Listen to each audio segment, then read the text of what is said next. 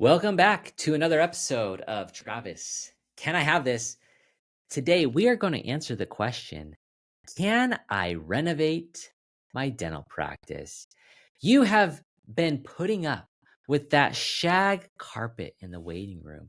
You have been dealing with that tacky wall color, the creaky floor, whatever it is that's driving you crazy about your practice. And you've had enough and are ready to renovate the hell out of that thing. Well, as an accountant, I have the great privilege of being on the tail end of renovations and dealing with all the crap that we get to deal with once the renovation is done. And we get to see your life after the renovation. That's so great. And there are some interesting perspectives. I have an opinion about renovations, all right? Hear me out. And today we're going to go through some of my opinions about renovations and how to tell if you're ready to renovate. Now, there are obviously a million different nuances, scenarios of where you could be in your dental practice journey. I do want to call out all you dentists who started a practice from scratch, and bless your heart, you got all the equipment you wanted, brand spanking new, the layout you wanted, all that stuff. Good for you. Stop listening here. This is not for you. This is for those dentists who bought a great patient base. You bought a practice with really solid goodwill, patients coming through the door, butts in the chair, revenue in your pocket. That all is great, and that is a great reason to buy a dental practice. But you have been putting up with an ugly practice, and you are ready to put an end to that. That is who this is for, and today we're going to answer the question, when can you renovate your practice? Let's go. All right, before we get into the financial stuff, which you know I love, it is first important to acknowledge your why. Why do you want to renovate your dental practice? Do you just like new stuff? If you're my sister listening to this, which I'm pretty confident my sister will never listen to this episode, so I can say whatever I want to say about her. I love my sister, but she just likes new stuff. She just likes having new things. And that's sometimes a hard trait to kick. And that might just be you. It might just be hard to live in an office that looks like it was built in 1970. Another reason you might want to do a renovation is if you're like me, if I come to my desk at the beginning of the day and if there's a bunch of clutter on it, I just got to clean it off. Like a clean space equals a clean mind. And maybe the space that you're living, that you're spending more time with than your own children, that space that you're in, you want that to be clean and crisp so that your mind can be clean and crisp. You just don't feel like you can really be yourself in this old office. That might be a reason you want to renovate. Maybe some patients have made comments of, when are you going to update this office? Maybe those chairs in the waiting room are pretty uncomfortable. Or maybe you believe that a renovation will bring in more patients. If my practice wasn't so ugly, I'd get more patients. Whatever it is, it's important to know what your why is, because some of those whys do not carry a lot of weight. When I think about a renovation, I want to know the financial implications of this and your ability to afford those financial implications. Before we go into a couple different ways to renovate, there are a couple things you should know going into a renovation. The first thing you should know, that unless you are doing this renovation to explicitly add operatories or chairs, do not expect an immediate return on your investment. What I mean is, maybe your schedule is so full and maybe you have 4 operatories right now. And if you had a 5th operatory and you built that out, you would immediately be able to fill that chair. That is an entirely different scenario than somebody who has 5 operatories and they're just updating those operatories. Unless you're adding another operatory, the renovation that you're going to do is a long-term investment. It will definitely be a good thing long-term for your practice. I'm not going to say it won't, but it most likely is not going to be the best short-term return on your money. I have yet to see somebody replace a 70s themed office with a 2025 themed office and immediately get this bump in revenue. That just doesn't happen. So don't expect it to happen.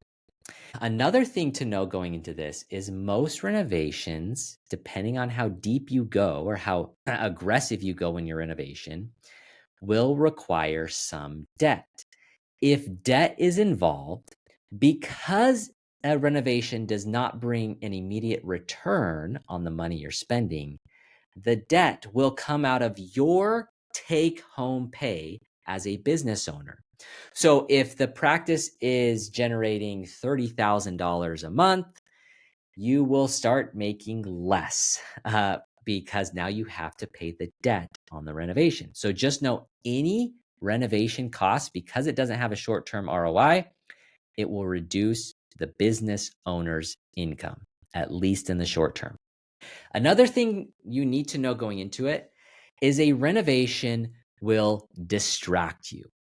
When you run a business, and specifically a dental practice, you have to juggle a lot of things. And you know this. You have to make HR decisions, you have to make clinical decisions, you have to make decisions about everything related to your business. A renovation involves a lot of decisions, lots of little things, and your brain only has so much capacity. I'm not saying this because you're not smart. You're very smart, but just humans, not just you, but humans in general. We only have so much room in our brains for things. And a renovation, I've seen this happen every time. A renovation consumes your brain and it distracts you from the money-making machine of your dental practice. And you should know that going into it and try to minimize the distraction. Another thing to know going into it is some patients will not like your renovation. And I'm not saying like you'll have a patient who, you picked out the color simply white and they will want Chantilly lace on the wall. Like, not that kind of dislike, but there are patients who perceive a renovation and expect their fees to get more expensive. Oh, how are they going to pay for this fancy new office? They're going to raise my fees or whatever it is. There are a lot of patients who value you, they value your bedside manner, they value your clinical skills, and they truly don't value the space. So there will be some patients who don't like it. That is a definite thing to know going into it. And the last thing is there are a lot of people that will love you.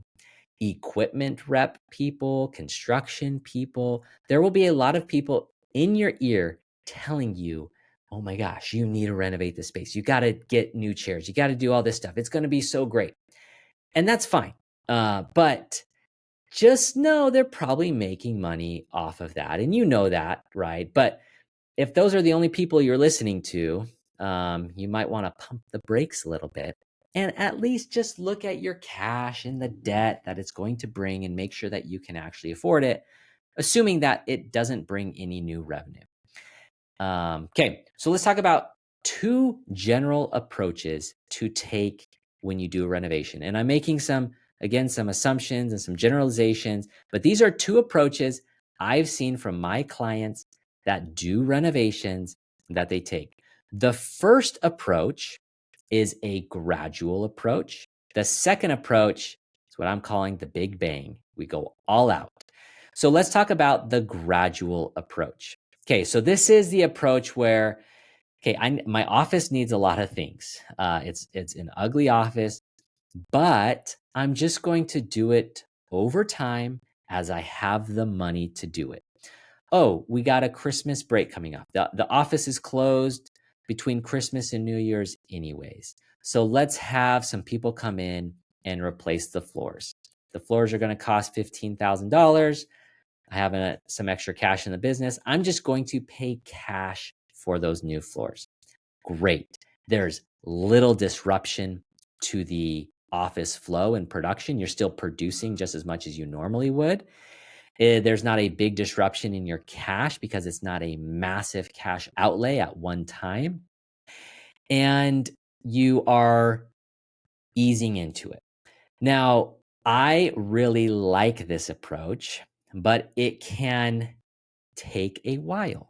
And if you're not somebody who's patient, it's not ideal. Also, sometimes I've often heard this of, well, if I'm ripping up the floors, it's going to be dusty. So it might as well be a good time to move this wall or take out the front desk. Oh, well, since I'm taking out the front desk, it's probably a good time to put that nice tile background behind the front desk. Oh, well, then it's probably a good time to redo the HVAC or whatever it is. Like, I'm not saying that that's not a valid point, but the people who do it gradually just take out a little chunk of work at a time, and they typically pay cash for it. You don't have to, you can get little loans here or there. But this is a very good approach, in my opinion, because it causes little distraction in you running your practice and little disruption to your production. So you're able to do it and still keep your monthly production numbers virtually the same. And, you get to take time and make sure that you do it the way that you want to do it. So this is a very good approach, in my opinion. I've seen a lot of doctors do this. And again, the only thing is that you don't get the immediate reward that you might want by getting a brand spanking new office, but you get to chip away at things gradually over time. Now, the big one that most people think about, and the one that I wanted to talk mostly about today, is the big bang. So you want to get new floors, new furniture, new chairs, new overhead lights, new delivery systems, new cabinets. Maybe you're going to move a wall here or there. You're going to make a fancy front desk. Whatever the things are that you could possibly imagine doing in your office, you want to do it, and you want to do it all at once. And we're talking about spending $300,000 to $500,000 to make this practice look like the practice of your dreams. Now, this assumes you already have good patient inflow and things like that, but you really want the practice to feel different. You want it to feel like you. You want it to have your flavor, whatever that is, and it's going to cost a lot of money. So when we're talking about this much money, most people don't pay for a renovation out of pocket. Usually, if we're in the 300,000 to 500,000 range, we're going to get a loan for that. And there's a lot of banks that will give you loans. Usually, if you bought a practice, that same bank probably will give you a renovation loan, and they'll have their own caps on how much they'll give you based on your income, and they have their formulas that they go through. So we're going to assume that you probably need to finance this. And let's talk about this for just a minute. The first thing I want to talk about is a ratio that people throw out a lot, which is called your debt to income ratio.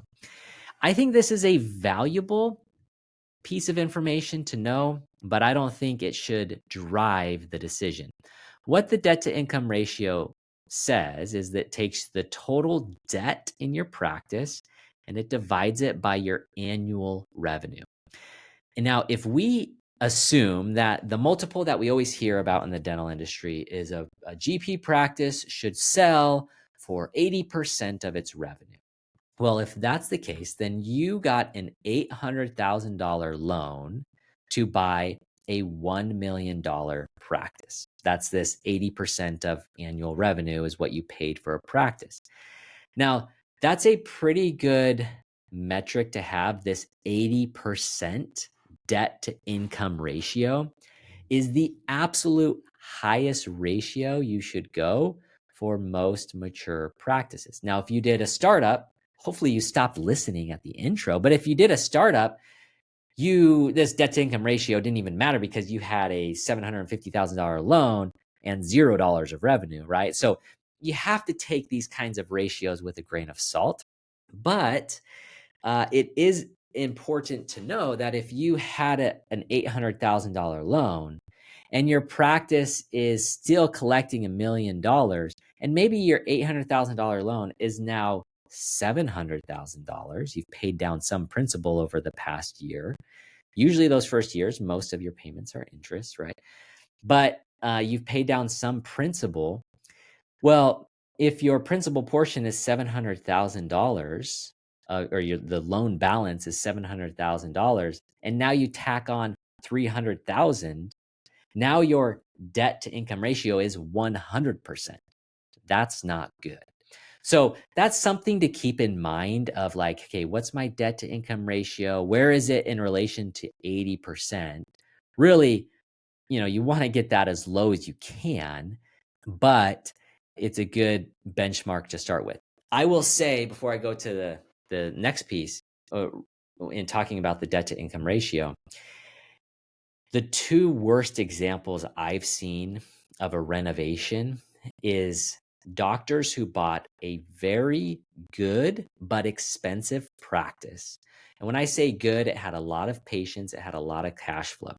They bought a very good, big, and expensive practice. These were both big practices, like multiple doctor type practices. But within the first 2 years of owning the practice, they decided to do a very aggressive remodel in the $300,000 to $500,000 range. And what that did is it created a massive debt burden on the practice that had a significant impact on the owner's ability to take income from the practice, on their ability to relax. Like there was so much pressure to keep production so high to support the debt from the practice. So if those two doctors would have just looked at their debt to income ratio before they committed to the renovation, I think it's something that would have helped a lot. Now, ultimately, what really, really matters is the cash flow. So if you look at your practice and you look at your revenue that's coming in, your overhead expenses, and then what other expenses you have to pay yourself and to pay your debt service, what is your monthly cash flow? How much extra cash are you averaging each month from your practice?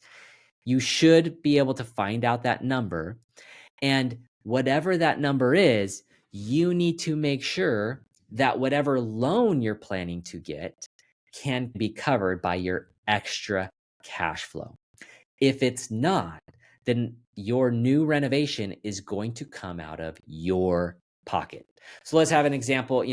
If I were to go out and get a $500,000 loan, that's probably going to be about $5,500 a month in a debt service payment. I'm financing it over 10 years, about 6% interest. $5,500 a month to do my renovation.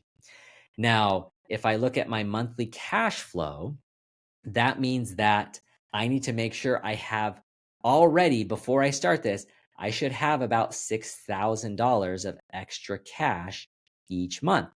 That's a lot of money of extra cash after you pay yourself and everything else. You should have a decent amount of savings as well, if that's the case, and you should feel pretty comfortable going into the renovation.